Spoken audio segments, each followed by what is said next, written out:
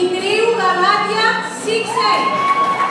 Η Γαλάτια έχει εξασφαλίσει θέση στο Aston University για διοίκηση επιχειρήσεων. Μπούλου Γιάννη 6A.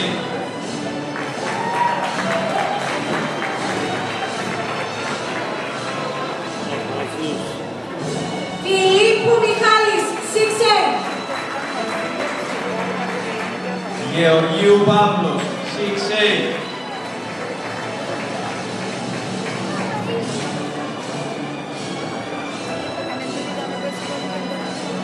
Χατζηλάρης Στέφανος 6A.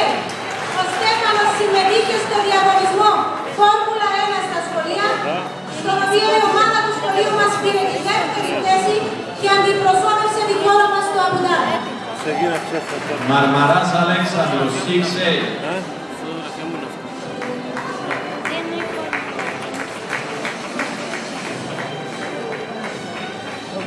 Μίτσι Μαρία 6A. Η Μαρία έχει εξασφαλίσει θέση στο University of Essex για Sport and Exercise Science. Μιλωνά Θάλια 6A. Της έχει προσφερθεί θέση από το Sussex University και Birmingham University για ψυχολογία.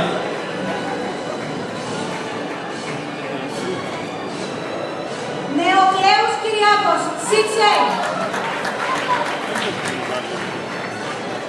Σάβιαν Νικόλας 6A.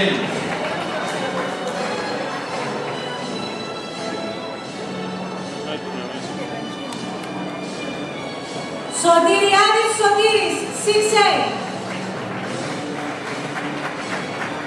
Ηλιανού Ελένη 6A.